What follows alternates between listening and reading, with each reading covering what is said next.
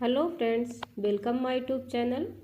दोस्तों, आज हम फिर एक नए वीडियो के साथ में हैं जिसमें ये जो क्वेश्चंस हैं वह काफ़ी इम्पोर्टेंट रहने वाले हैं आपके नर्सिंग एग्ज़ाम के लिए, जो कि CHO, NHM और ऑल नर्सिंग कॉम्पिटिटिव एग्ज़ाम के लिए इम्पोर्टेंट हैं।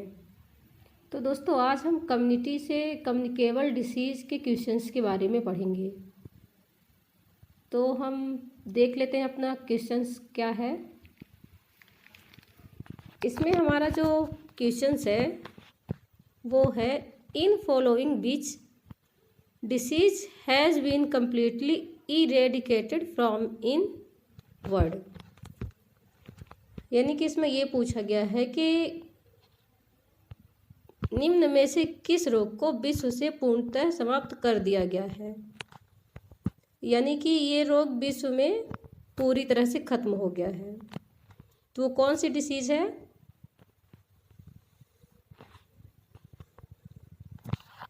वो है स्मॉल पॉक्स। यानी कि इसका राइट आंसर बी होगा, स्मॉल पॉक्स। स्मॉल पॉक्स जो है हमारे वर्ल्ड से इरेडिकेट कर दिया गया है। बढ़ जाते हैं नेक्स्ट क्वेश्चन की ओर। तो इसमें हमारा नेक्स्ट क्वेश्चन है, causative organism of smallpox as. यानी कि इसमें यह पूछा गया है कि स्मॉल पॉक्स का जो कारक जीव है वो क्या है। तो जो स्मॉल पॉक्स का कॉजेटिव ऑर्गन है वो कौन सा है? वो है वेरियोला वायरस।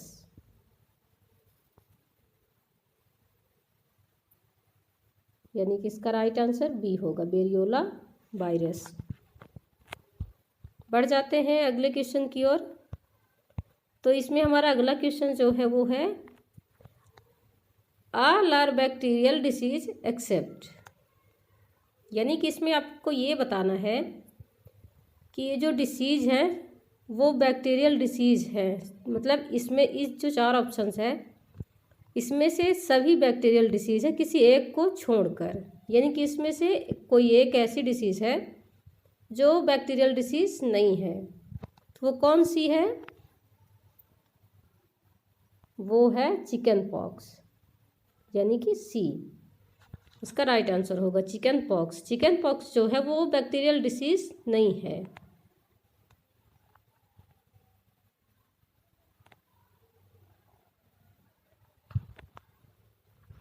बढ़ जाते हैं नेक्स्ट क्वेश्चन की ओर।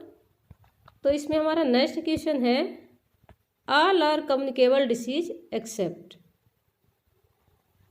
यानी कि इसमें भी आपको ये बताना है कि इन सभी में से कम्युनिकेबल डिसीज है किसी एक को छोड़कर। यानी कि इसमें से कोई एक ऐसी डिसीज है जो कम्युनिकेबल डिसीज नहीं है। तो वो कौन सी है? वो है कैंसर। कैंसर जो है कम्युनिकेबल डिसीज नहीं है। तो इसका राइट आंसर डी होगा, कैंसर। अब बढ़ जाते हैं नेक्स्ट क्वेश्चन की ओर। तो इसमें हमारा नेक्स्ट क्वेश्चन है, all are virus borne disease except. यानी कि इसमें से ये बताना है आपको कि वायरस बोर्न डिसीज है किसी एक को छोड़कर। यानी कि इनमें से सभी वायरस बोर्न डिसीज है, कोई एक को छोड़कर इसमें से कोई एक ऐसी डिसीज है जो वायरस बोर्न डिसीज नहीं है। तो कौन सी है? वो है टिटनस। यानी कि इसका राइट आंसर सी होगा, टिटनस। अब बढ़ जाते हैं नेक्स्ट क्वेश्चन की ओर। तो इसमें हमारा नेक्स्ट क्वेश्चन है, drug of choice in leprosy. यानी कि लेप्रोसी के लिए ड्रग ऑफ चॉइस क्या है। यानी कि लेप्रोसी की जो पसंद की दवा है वो कौन सी है। तो कौन सी है? वो है डेप्सोन। यानी कि इसका राइट आंसर बी होगा, डेप्सोन। बढ़ जाते हैं नेक्स्ट क्वेश्चन की ओर। तो इसमें हमारा नेक्स्ट क्वेश्चन रहने वाला है, वो है इंक्यूबेशन पीरियड ऑफ लेप्रोसी इन। यानी कि लेप्रोसी का जो इंक्यूबेशन पीरियड है वो क्या है, कितने दिनों का होता है। तो इसका जो इंक्यूबेशन पीरियड है वो क्या है? 3 to 5 ईयर, यानी कि इसका राइट आंसर डी होगा, 3 to 5 ईयर। बढ़ जाते हैं नेक्स्ट क्वेश्चन की ओर। तो इसमें हमारा नेक्स्ट क्वेश्चन है, all are clinical feature of leprosy except, यानी कि इसमें ये पूछा है कि लेप्रोसी के जो क्लिनिकल फीचर है वो सभी हैं किसी एक को छोड़कर, इनमें से कोई एक ऐसा ऑप्शन है जो लेप्रोसी का क्लिनिकल फीचर नहीं है, तो वो कौन सा है? वो है ट्रीमर्स,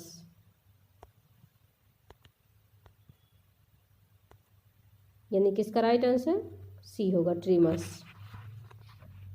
बढ़ जाते हैं नेक्स्ट क्वेश्चन की ओर। तो इसमें हमारा नेक्स्ट क्वेश्चन है, Hansen disease is known as, यानी कि हैंसन डिसीज को और हम किस नाम से जानते हैं? तो इसको और हम किस नाम से जानते हैं? वो है माइकोबैक्टीरियम लेप्रेक, इसका राइट आंसर बी होगा। हैंसन डिसीज का दूसरा नाम माइकोबैक्टीरियम लेप्रेक के नाम से हम इसको जानते हैं। बढ़ जाते हैं नेक्स्ट क्वेश्चन की ओर।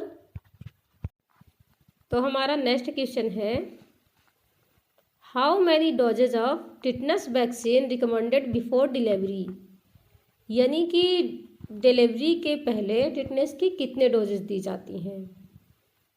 तो डिलीवरी से पहले टिटनेस की वैक्सीन कितनी लगती हैं? वो है 2, यानी कि इसका राइट आंसर सी होगा, 2 डोजेज।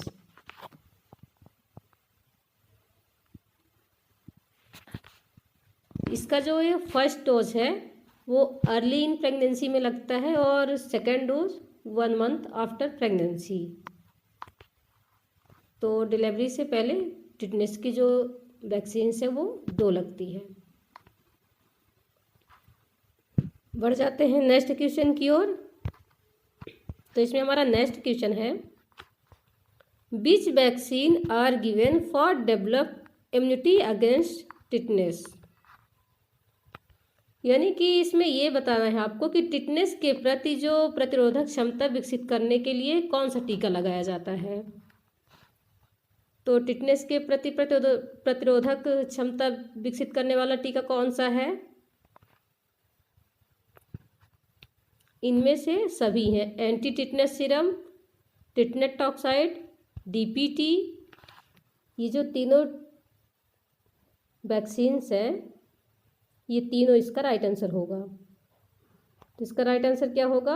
ऑल ऑफ द, यानी कि ये सभी हैं। बढ़ जाते हैं नेक्स्ट क्वेश्चन की ओर।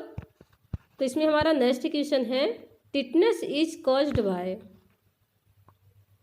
यानी कि टिटनेस किसके कारण होता है? तो किसके कारण होता है? ये टिटनेस एक बैक्टीरियल डिसीज है, तो इसका राइट आंसर ए होगा, बैक्टीरियल डिसीज। अब बढ़ जाते हैं नेक्स्ट क्वेश्चन की ओर। तो इसमें हमारा नेक्स्ट क्वेश्चन है, other name of tetanus is, यानी कि टिटनेस का दूसरा नाम क्या है? तो टिटनेस का दूसरा नाम क्या है? वो है लॉग जा डिसीज, यानी कि इसका राइट आंसर सी होगा, लॉग जा डिसीज। अब देख लेते हैं अगला क्वेश्चन।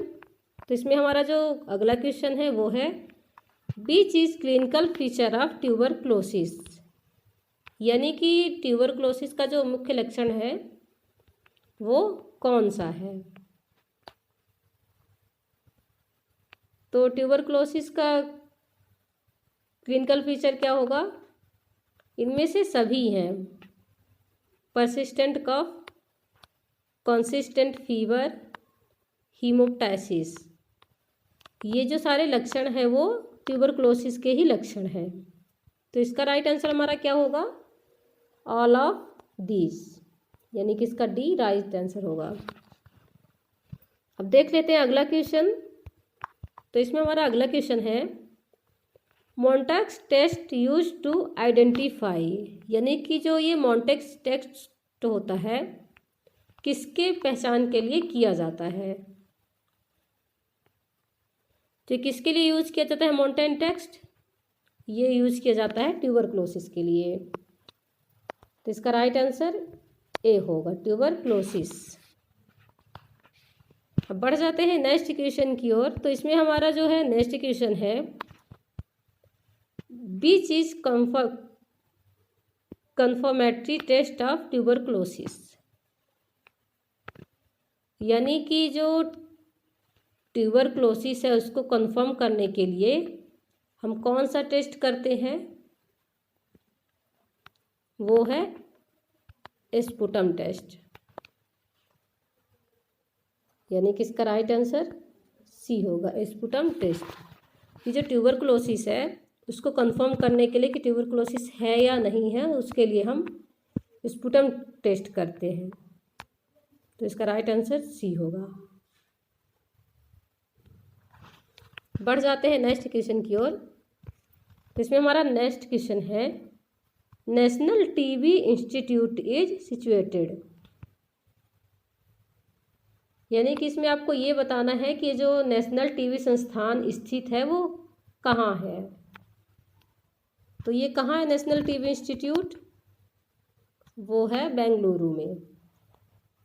इसका राइट आंसर बी होगा, बेंगलुरु।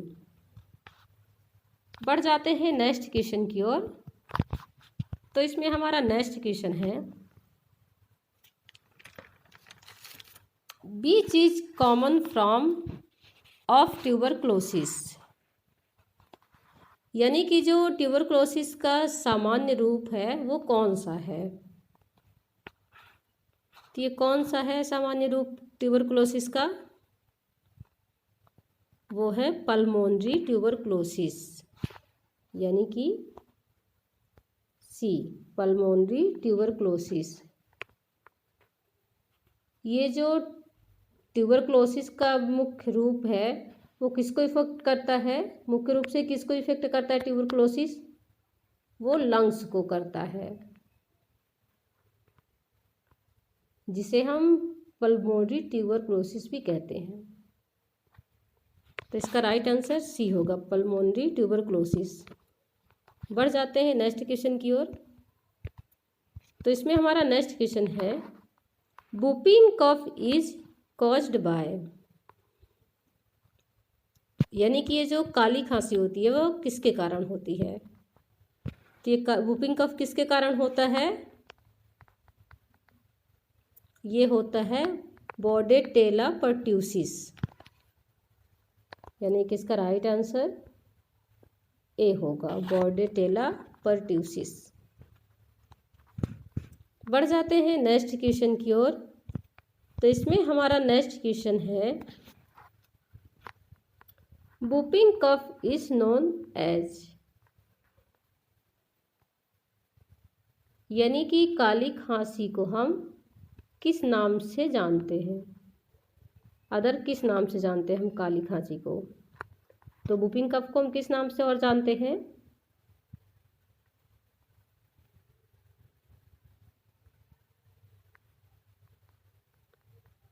परट्यूसिस और 100 डे कफ, इन दोनों के नाम से हम वूपिंग कफ को जानते हैं। तो इसका राइट आंसर डी होगा, both A and B, pertussis और 100 डे कफ। बढ़ जाते हैं नेक्स्ट क्वेश्चन की ओर। तो इसमें हमारा नेक्स्ट क्वेश्चन है, route of administration DPT vaccine is,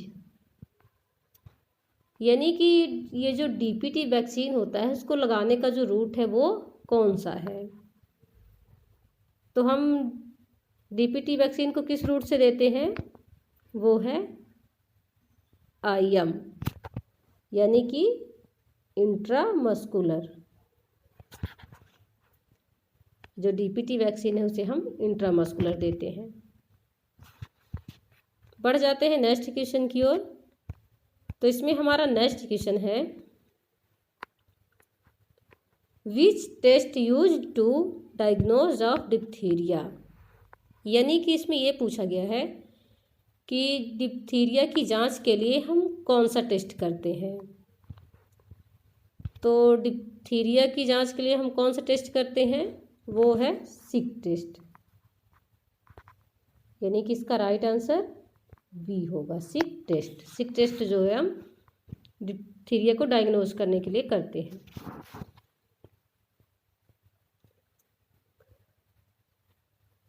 बढ़ जाते हैं नेक्स्ट क्वेश्चन की ओर।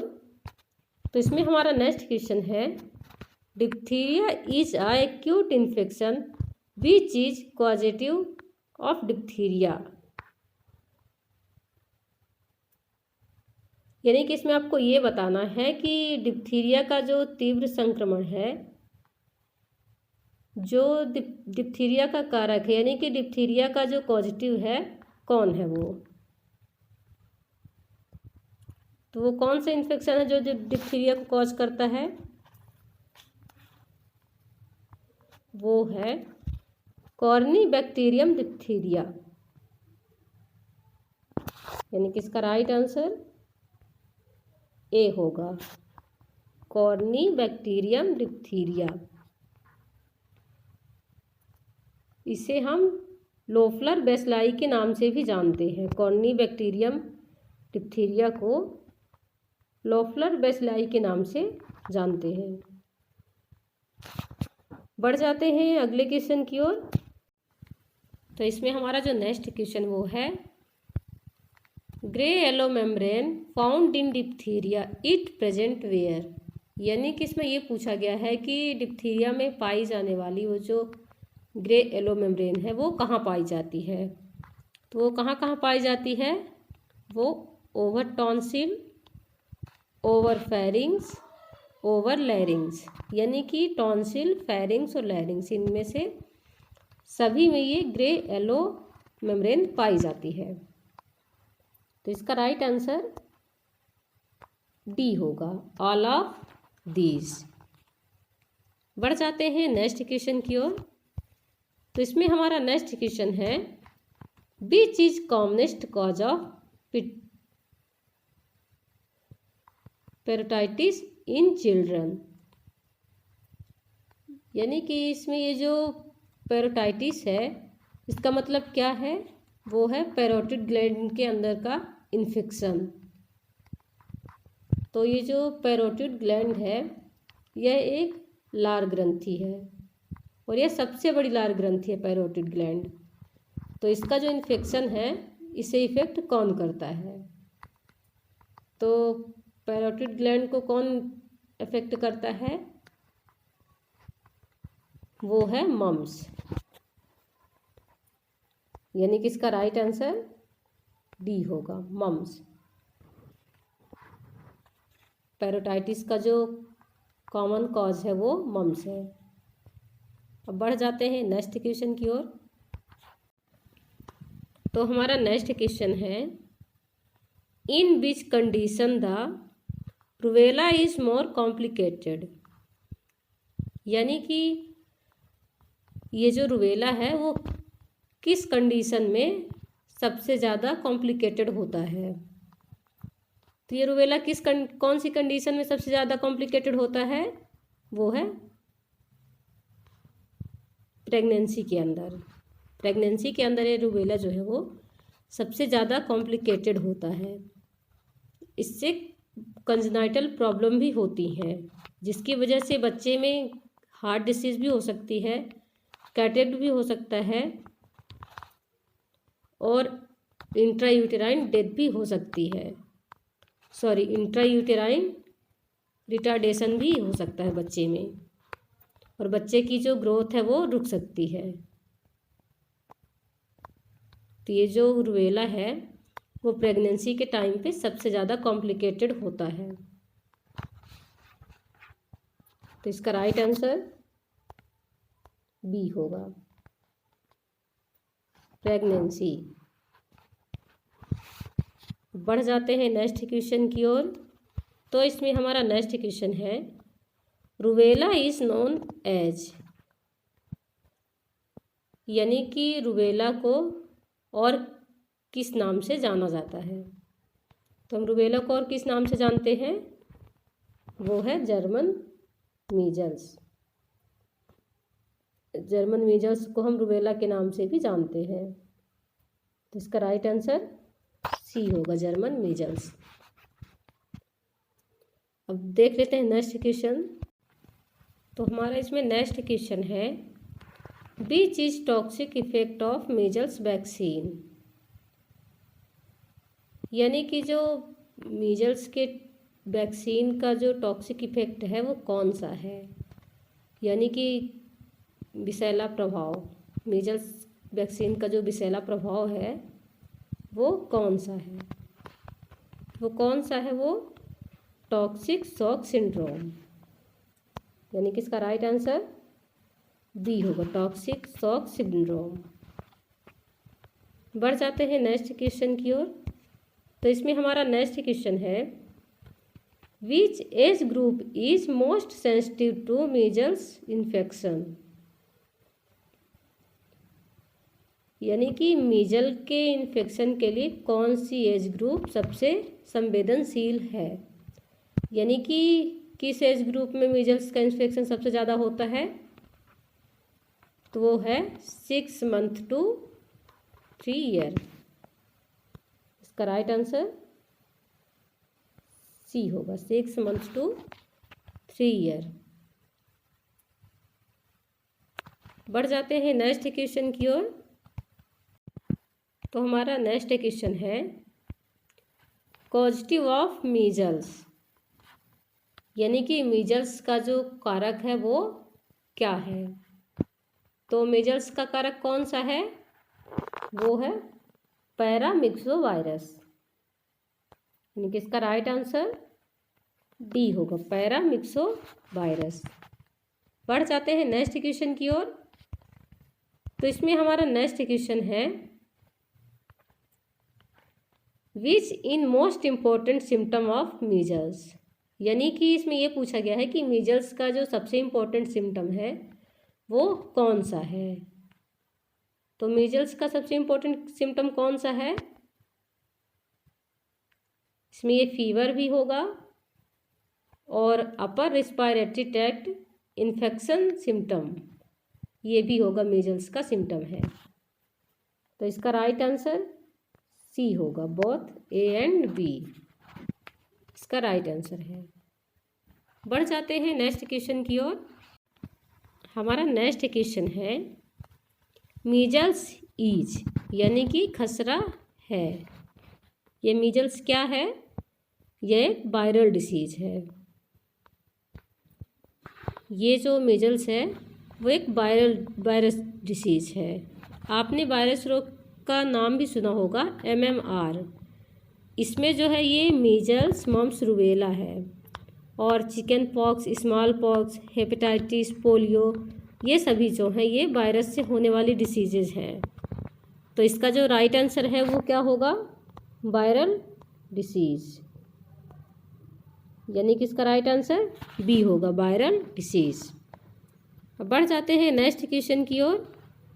तो इसमें हमारा नेक्स्ट क्वेश्चन है, which part of body is not affected in chicken pox, यानी कि चिकन पॉक्स में बॉडी का कौन सा पार्ट प्रभावित नहीं होता। तो कौन सा पार्ट है जो अफेक्ट नहीं होता है चिकन पॉक्स में, वो है पाम एंड सॉल, यानी कि ये जो हमारे हाथ की हथेली है और पाँव के तलवे हैं ये चिकन पॉक्स से अफेक्टेड नहीं होते हैं। तो इसका राइट आंसर डी होगा, पाम एंड सॉल। बढ़ जाते हैं नेक्स्ट क्वेश्चन की ओर। तो इसमें हमारा नेक्स्ट क्वेश्चन है, chicken pox is transmitted by, यानी कि जो चिकन पॉक्स डिसीज है वो किसके द्वारा फैलता है। तो किसके द्वारा फैलता है चिकन पॉक्स, ये है ओरोफेरेंजियल सिक्रीशन, यानी कि इसका राइट आंसर सी होगा, ओरोफेरेंजियल सिक्रीशन। इसमें जो ओरोफेरेंजियल सिक्रीशन है वो क्या है? तो ये जो अपन छींकते और खांसते हैं, यह एक ओरोफेरेंजियल सिक्रीशन ही है। तो इसका राइट आंसर ओरोफेरेंजियल सिक्रीशन होगा, सी इसका राइट आंसर है। बढ़ जाते हैं नेक्स्ट क्वेश्चन की ओर। तो इसमें हमारा अगला क्वेश्चन है, chickenpox infection cause due to, यानी कि जो चिकन पॉक्स का इन्फेक्शन है वह किसके कारणों से होता है? तो किस कारण से होता है चिकन पॉक्स? वो होता है वायरस, यानी कि इसका राइट आंसर ए होगा, वायरस। ये जो चिकन पॉक्स है यह किस वजह से होता है? ये होता है बैरिसेला जोस्टर की वजह से। और ये जो बैरिसेला जोस्टर है यह एक वायरस है जिसके कारण से ये फैलता है। तो इसका राइट आंसर जो है वो वायरस होगा। चिकन पॉक्स का जो इन्फेक्शन होता है वो है वायरस। इसका राइट आंसर ए होगा, वायरस। तो दोस्तों आज का वीडियो जो है वो आज यहीं तक है। इसमें जितने भी क्वेश्चंस हैं वो सभी आपके एग्ज़ाम के लिए इम्पोर्टेंट हैं। तो फ्रेंड्स अच्छी तरह से आप पढ़ाई कीजिए। अगर आपको वीडियो पसंद आया हो तो लाइक और सब्सक्राइब ज़रूर करें। मिलते हैं नेक्स्ट वीडियो में नेक्स्ट टॉपिक के